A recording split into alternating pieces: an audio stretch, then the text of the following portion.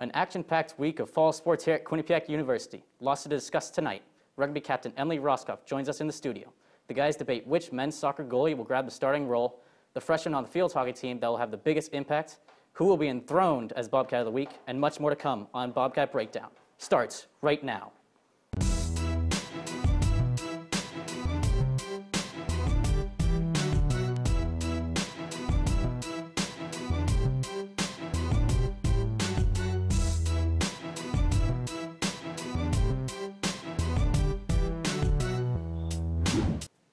Welcome to Bobcat Breakdown, live from Studio 125. I'm Connor Olathorn on the desk here. Joining me on the broadcast is Shane Dennehy and Mike Riley. Gentlemen, how you guys doing? How you doing, man? I'm doing pretty good. Happy to be here. Mike, Red Sox are winning. They're in first place still, so you know what? I'm doing okay. I can't lie to you. I think this is a solid crew. All Red Sox fans. It's great. It's great. That's right. All right, let's get into it, guys. Let's get it started. So, men's soccer. Let's kick it off. A 2-1 win for the Bobcats on overtime this past Saturday. Their first win on the year. Will this be the spark to ignite their season? Mike, what do you think? Get us kicked off. Connor, for me, it's too early to say because we're still very early into this season, and they were supposed to have a game tonight, but got rained out, so that was a tragedy.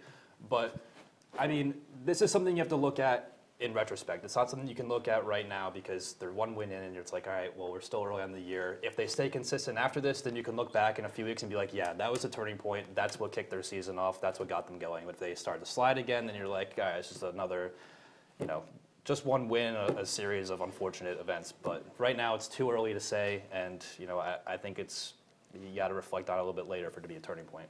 Yeah, I have to agree with you, Mike.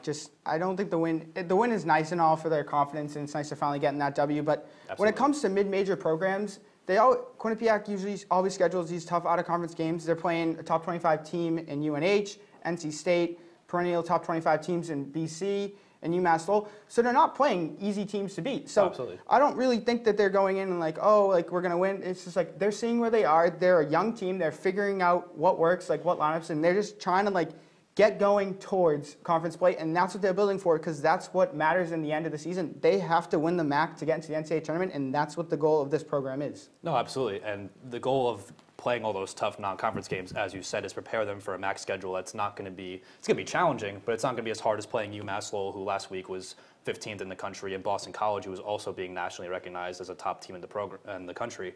So when you look at it now, it's like, all right, we're finally on the board. We've played all these tough teams. You can't really be like, oh, well, they lost to all these teams. They must be bad this year. You have to see how they do in MAC play. If they follow up with that tough non-conference schedule and they start actually pounding home some wins, then we can say it's a turning point. But if you look at it right now, it's just kind of like, MAC play hasn't started yet, so it's kind of hard to really take anything seriously just yet. Yeah, you got to see how they're doing in MAC play. Once that starts, once they start getting rolling, score some goals, win some games, and then you can really finally judge to see how this team is going to perform going towards the end of the season because that's what really matters when it comes down to it. Absolutely. All right, guys, that sounds great.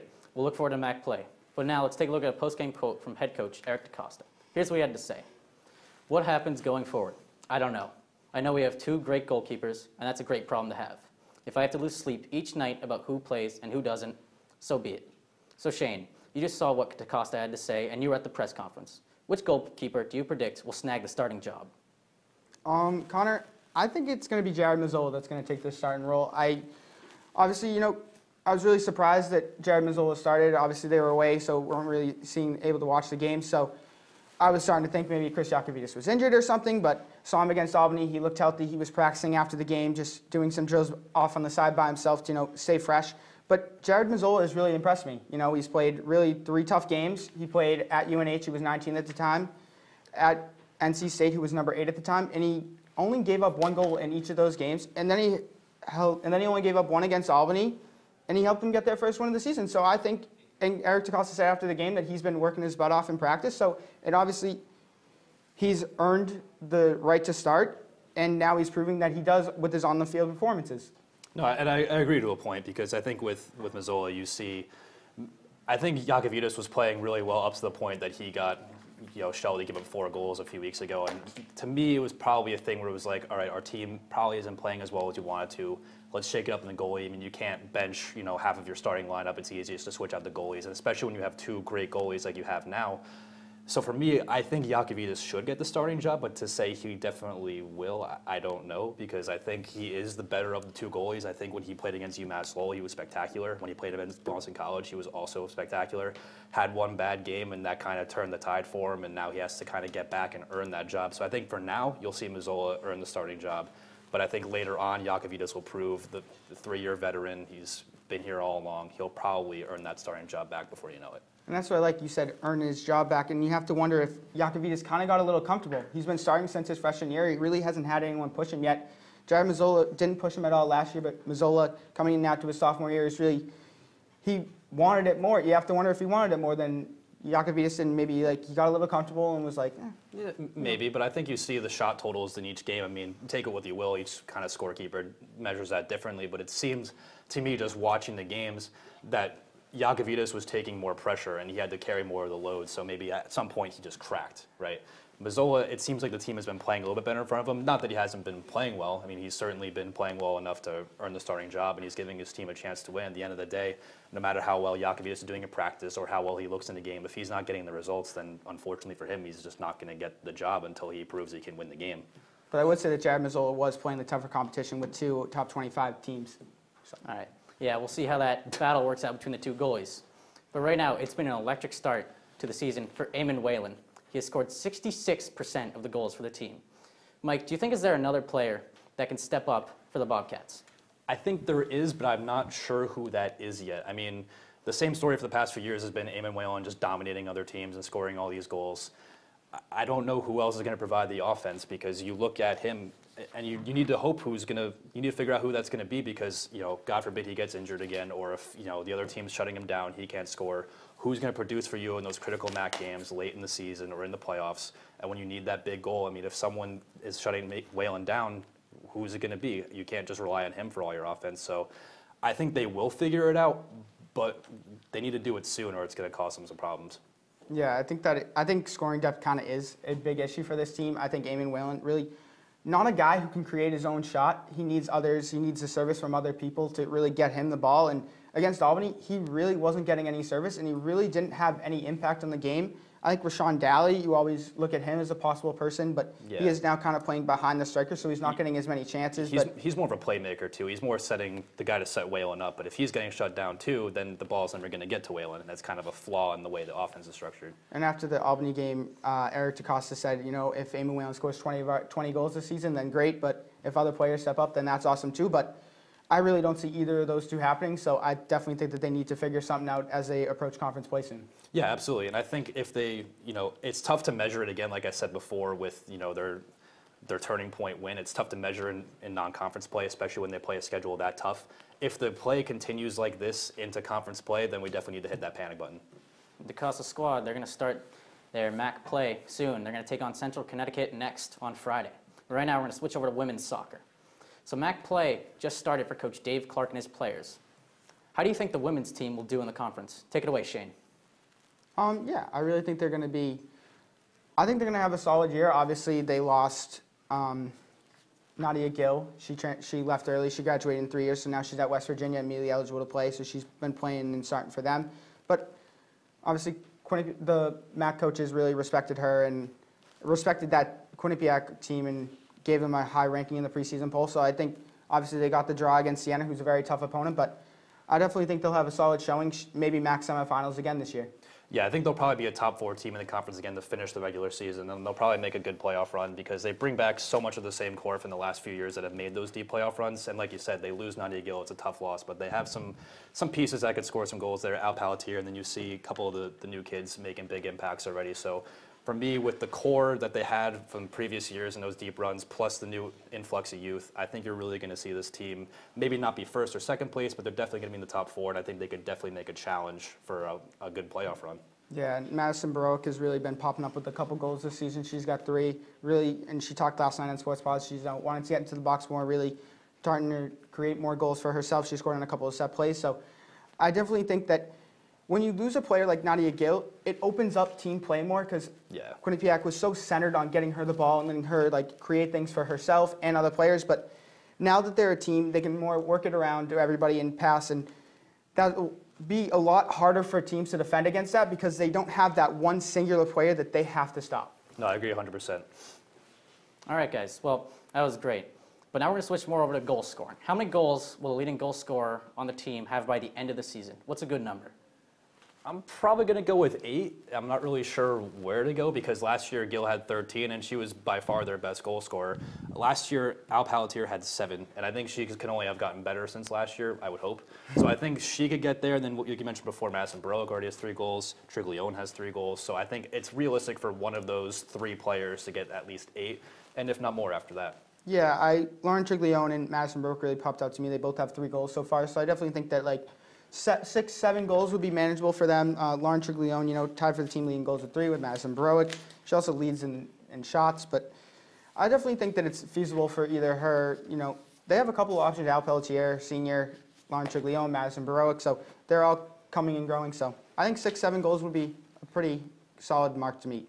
What difference does 8 make, though? Just one more goal? I don't know. Come on, man. I think it's too much. All right. It's too much to ask. We're going to move on from that one. But let's now focus on defense. Now, we're going to go on the goalie. We know how good Olivia Majszewski is, but do you guys think that she is the #1 goalkeeper in the conference? Mike, thank you.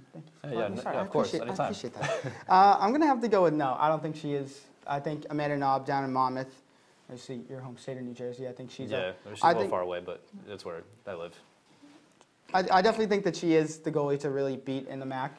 She's a junior this year. She won MAC Goalie of the Year last year as a sophomore, and Monmouth is a perennial power in the MAC. Really, they're the team to beat. So, obviously, along with being the top team to beat, you usually have a pretty solid defense, and they also have the best goalie in the conference. Obviously, Olivia Majszewski, a very solid goalie, but nothing to worry about. I think she's up there. I think with Amanda Knob, you could also argue that she's playing behind a really great team, so it makes her job a lot easier. I think she is really good, don't get me wrong. I mean, she has the stats to back it, .44 goals against average in 3 years of playing, .875 save percentage. I mean, those are pretty good numbers. I think Majszewski's up there. I don't think she's #1, but she's definitely in the top 3, because I would say her, Amanda Knob, and then Taylor Dorado of Siena are all really good goalies. They've been 3-year starters. Their numbers are all pretty comparable. I would argue that Knob is probably a little bit better because of the team she's playing on, but I digress. All right, guys. Well, women's soccer next game will be home against the Fairfield Stags on Saturday. But right now, it's time for a quick break on the program. When we come back, we'll have an exclusive interview with women's rugby captain Emily Roskoff, and of course, our final roars. We will be right back after this break. Welcome to the WQAQ Morning Show. Dan Ball and Emma Spagnolo joining you here from the QAQ studios in Hamden. And Emma, it is that time of year again.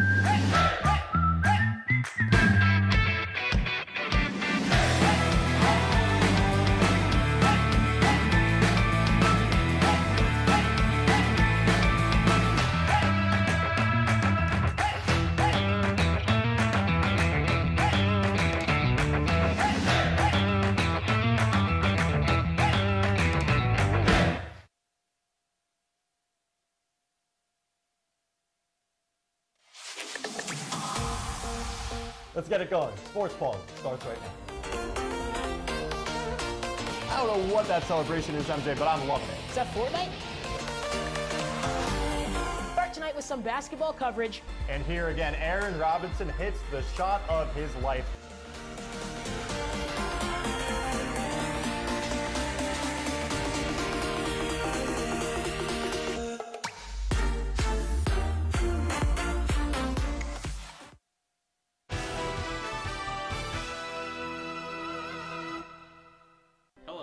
Tonight on Sandwich News, we will determine what makes a good sandwich and a bad sandwich.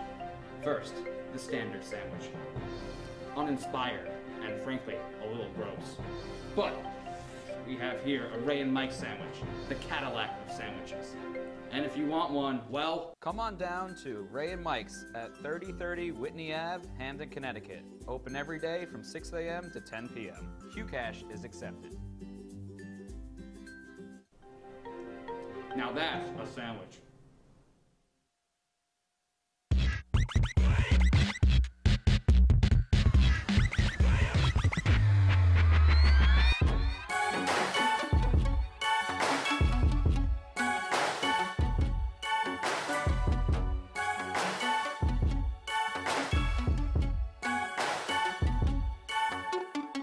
From Hamden to Hollywood, we are your source for entertainment news.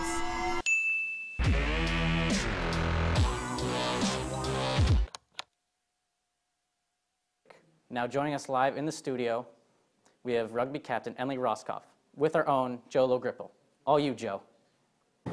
Hi, I'm Joe Logripple alongside women's rugby captain Emily Roscoff. Thanks for joining us. Of course. Last week against Norwich University, you scored 3 tries and they all came in the second half.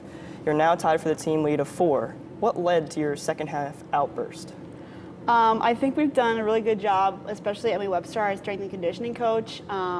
She's done a great job with us this season, and we know we're a better conditioned team than Norwich, so it's kind of waiting their storm in the first half and then really taking it to them in the second half. You grew up in California and you played both softball and rugby. What led you to pick rugby over softball? I just really like the physicality of the game, and I really enjoyed the running aspect. Like in softball, I mostly did base running. I just love running, so it was kind of a really easy choice for me to pick rugby. You've won a title at Quinnipiac for 3 straight years and now own the title of captain. How important is that to you? To me, it's not as important as our team chemistry. I think we're really working hard this year to promote our classless system and letting everyone know that we're a really tight-knit group and we value everyone's opinion. You're one of few players on this team who have been around for all 3 championships. A lot has changed since your freshman year. What does the future look like for Quinnipiac rugby? I think we really have a good future, especially with such a strong group of freshmen coming in this year. I'm really excited to see what they do while I'm here and even after I'm gone. Your next game is against Notre Dame of Ohio. What are some keys to victory? I think really applying what we learned in practice this week and what we've taken from our game film against Norwich and kind of the key points that we need to work on to have a successful weekend. As I've mentioned, you've won 3 straight national titles in all years you've been here. Would a 4th title be the most special, being your captain? I don't think so necessarily. I think just this season our mindset's been trusting the process. And as long as we see the growth from the beginning to the end of the year, that's kind of what would be the most special moment to me, knowing that the team is in a better place than when I got it. Emily, thanks for joining us. Back to the guys at the studio. Thanks, Joe. Great job as always. So Mike, going off that, Roscoff is obviously a veteran leader and a talented player. But is she the most important player on this young rugby roster? She's definitely an important player, but I'm probably going to have to go with Mika Maples, also a veteran of the team. So her and Roscoff are both two of 6 juniors and seniors in the team. So like you said, very, very young team. But Mika Maples, to me, as a leader and fundamentally as a player, already has 4 tries this season through, what's it been, 3 games. That's pretty impressive, and she had 4 tries in the playoffs last year in the semis and finals, so she's been a critical player offensively. Add that in with the leadership on and off the field, to me, that makes her the most important player. I'm going to have to go with Emily Roscoff is the most important player. Like you said, Mika Maples is a very talented player, but Emily Roscoff, she knows how to win, as does Mika Maples on this team. But Emily Roscoff, she's the one showing these young kids the ropes. They know how to do it, so they know how to win. So Maples isn't? She's just... No, she's just, Emily Roscoff's doing it because, you know... They both can't do it? They're 1 and 2 this year. They're 1 and 2 this year, and they just beat Norwich. Do you know how many tries Emily Roscoff had in the second half? How many did she have? She had 3. So she cool. dragged her team to victory. Nice. She put them on her back, and she ran them to the try zone. Yeah. Got them to the victory. Got them over the line. Yeah. Not Mika Maples, Emily Roscoff. I mean, Mika Maples scores a lot too. Yeah, but not in their only win this year. It was Emily Roscoff. Their only win this year. They played 3 games. Yeah. So Emily Roscoff got them their only win this year so far. She contributed the most to their victory this year. So by that measure, in 3 games, she's the most important player. So that measure. Well, you're saying Mika Maples is the most important player when she has 4 tries. Emily Roscoff 4 tries. They scored the same amount. So then they're both equally important. So what are you arguing? I'm saying Emily Roscoff is more important because she had 3 tries in the 1 game as opposed to having. So she had 1 try in the other 2, is what you're saying. So she's not consistent. Yeah, but she got them to the win, not Mika Maples. Maples, guys, they got the win. They're all talented. But let's take a quick walk down to Hogan Road into the field hockey stadium. Again, like the rugby team, the players are very young. 10 freshmen out of a squad of 24. Shane, which young gun has had the largest impact for you? I'm going to have to say Makayla Adams has had this biggest impact so far. Obviously, Quinnipiac, struggled a little bit to score goals last year. Makayla Adams leads the team so far with 4 goals. So I think that's really something that Quinnipiac was looking for. They lost a lot of players. They have 12 new freshmen coming in. So to have a freshman like that come in and already be scoring goals and contributing like that, I think that has had a massive impact on their season so far. I want to disagree with you, but I can't. I also have to go with Makayla Adams. Like you said, 4 goals. She only actually started 6 games, so has played in all 7. And I think, you know, this is another situation where they've played, like the soccer team, they've played a lot of really tough games. And the fact that she's showing, like you said, that she can score goals against this tough competition, that's really impressive because down the line this year, she can be a threat to rely on. And then down the road, when she's a sophomore, junior, and senior, she can only get better. She can only find more ways to score, more ways to distribute the ball, and more ways to just become effective as a leader and as a goal scorer. It's just already a big thing for goal scorers, obviously. Seeing the ball hit the back of the net just boosts their confidence, and that's such a big thing when you're coming from the high school to the college, to the D1 game, especially in Big East Conference. So for her to be hitting the goal at the back of the net like that already, it's only going to serve her well going forward, especially that she scored against Maine, who was a top 25 opponent at the time. So just to already be scoring against caliber opponents like that, just heading into the depths of Big East play will be really helpful for her. Yeah, just getting that first goal off your back, I'm sure every freshman looks at, you know, their season and goes, I just really want to get that first goal. And getting that first one off your back so early, and then it just really lets the confidence flow from there on out. It's just a huge boost. All right, yeah, that sounds great, guys. Up next for Becca Maine's team is a Big East match at home versus Georgetown, and it's our game of the week. Who do you think will take this one, guys? The Hoyas or the Bobcats? Who do you got, Shane? I got Quinnipiac taking this one at home. Ooh. Yeah. I also got Quinnipiac. Okay. So yeah, that good. This is going to go well then. All right, cool. Georgetown, you know, they've struggled. Quinnipiac beat them when they just joined the Big East 2 years ago. So Georgetown's been the lower depths of D1 field hockey, and they have a new head coach this year who's just at Ball State. She spent 2 years at Ball State, won 2 games the first year, and then won 8 last year. So really didn't really do a lot with them, so I don't really know what to expect at Georgetown, you know. And kind of just like, yes, they're 6-1 right now, but they're out of conference schedule. I think she kind of took a play, she's kind of drew from Patrick Ewing a little bit, you know, scheduled a couple easy games in conference play, you know, kind of get it going, but I think Quinnipiac takes this one home. No, I have to agree with you there. I mean, we look at last year too, when Quinnipiac, you know, was still in their 2nd year in the Big East, was kind of still adapting, and they beat them last year too. And with this new influx of young talent, you know, we just mentioned before, Makayla Adams already dominating. And I think when you look at it too, Quinnipiac already played UConn, who is one of the best teams in the country. So they already have faced the best. They're already prepared. They know, you know, what to kind of expect. They know it can't get any more difficult than that. And they know how to prepare for other teams because they've already had that exposure to such top talent. And that's what Becca Maine does. You know, she schedules these tough out-of-conference schedules. So Quinnipiac's prepared to go into these Big East games. They know what to expect. They know that level that they have to play at to get these wins, especially in such a tough conference. If they finally do want to, in their 3rd year in the Big East, want to make that elusive Big East playoffs. I agree. Sounds great, guys. Right now, time for another break. But up next, Mike and Shane will head to the casino to play some bets. But don't worry, there's no money involved. And we give our final roars and choose our Bobcat of the week. Enjoy those commercials. We'll be right back.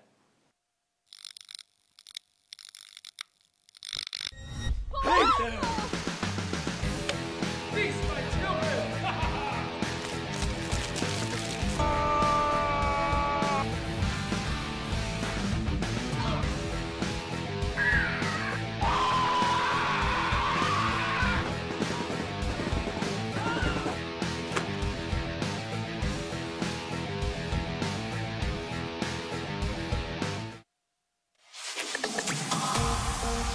Let's get it going. Sports Pause starts right now. I don't know what that celebration is, MJ, but I'm loving it. Is that Fortnite? Start tonight with some basketball coverage. And here again, Aaron Robinson hits the shot of his life.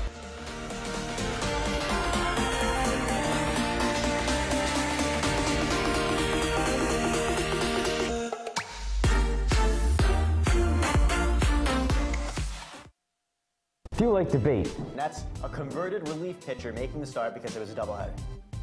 You got no hit by a relief pitcher.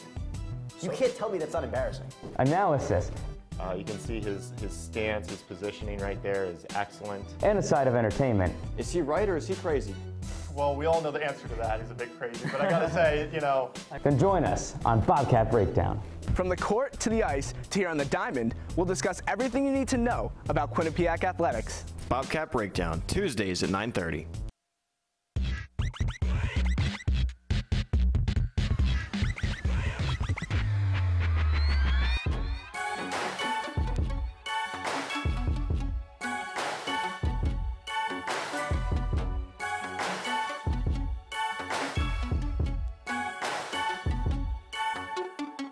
From Hamden to Hollywood, we are your source for entertainment news.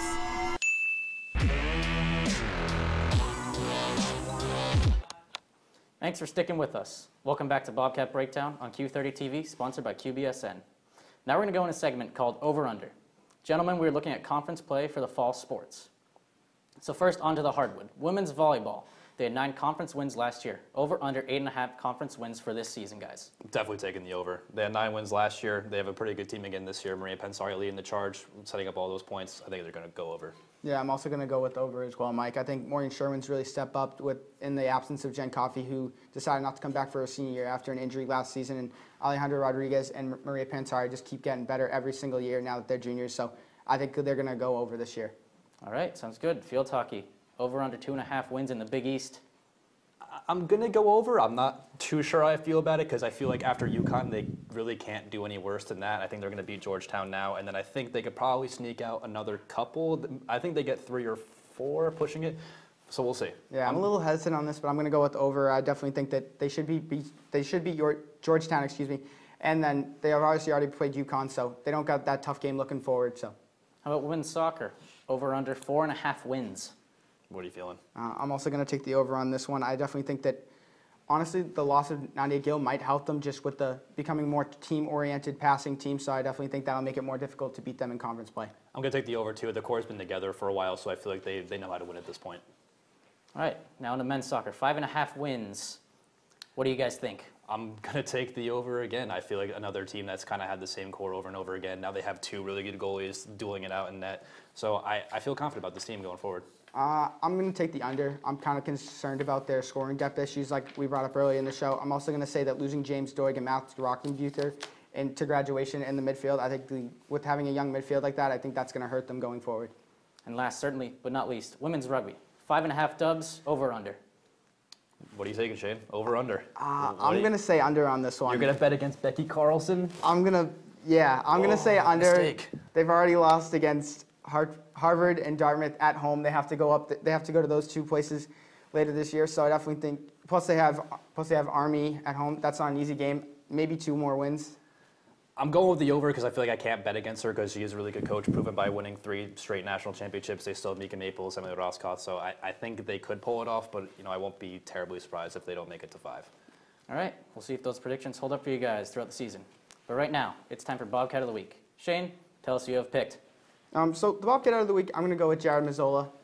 He's taken the spot as the #1 goalie on this team, as it looks like. So I'm going to say that obviously he played against 2 top 25 teams, and UNH and NC State. So I think he's the Bobcat of the Week.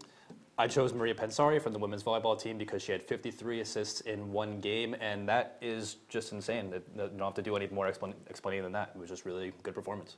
Both great picks, guys. But my Bobcat of the Week is Oriak Villa from the men's soccer freshman. He scored his first goal for the Bobcats this weekend in the 99th minute of the overtime match versus Albany. Great cross from sophomore Paula Suarez, finished off by a thunderous header from him. He earned himself MAC Rookie of the Week. All right, time to switch it over to the fan favorite segment of the night. Final roars. Mike, let's hear it. Well, the stadiums on the Mount Carmel campus are in their 2nd season, yet some people still question their existence. Common questions include, why couldn't we have built more parking, or why don't we spend the money on air conditioning? Allow me to explain. Not only was it unfair to have some of our Division I athletes getting dressed in the student gym for their games, but it is a critical step for our school as a whole.